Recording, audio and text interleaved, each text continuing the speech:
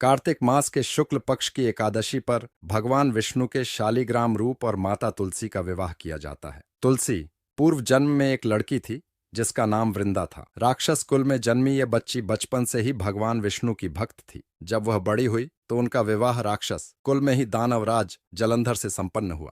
राक्षस जलंधर समुद्र से उत्पन्न हुआ था। वृंदा बड़ी ही पतिव्रता स्त्री थी, सदा अपने पति की सेवा किया करती थी।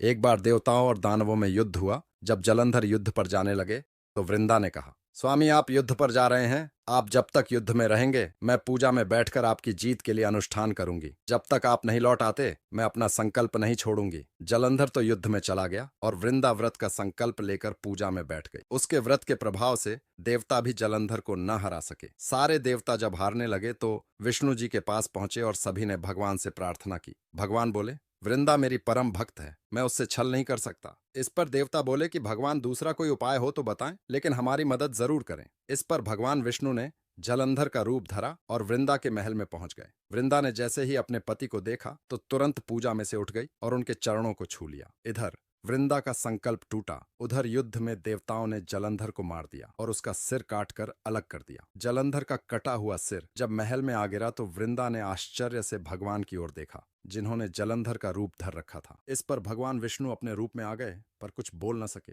वृंदा ने कुपित होकर भगवान को श्राप दे दिया कि वे पत्थर के हो जाएं। इसके चलते भगवान तुरंत पत्थर के हो गए। सभी देवताओं में हाहाकार मच गया। देवताओं की प्रार्थना के बाद वृंदा ने अपना श्राप वापस ले लिया। इसके बाद वे अपने पति का सिर लेकर सती हो गईं। उनकी राख से एक पौधा निकला। तब भगवान विष्णु जी ने उस पौधे का नाम तुलसी रखा और कहा कि मैं इस पत्थर रूप में भी रहूंगा, जिसे शालिग्राम के नाम से तुलसी जी के साथ ही पूजा जाएगा। इतना ही नहीं, उन्होंने कहा कि किसी भी शुभ कार्य में बिना तुलसी जी के भोग के पहले कुछ भी स्वीकार नहीं करूंगा। तभी से ही तुलसी जी की पूजा होने लगी। कार्तिक मास में तुलसी जी का विवाह शालिग्राम जी के साथ किया जाता है। साथ ही देव उठावनी एकादशी के दिन इसे तुलसी विवाह के रूप में मनाया जाता है।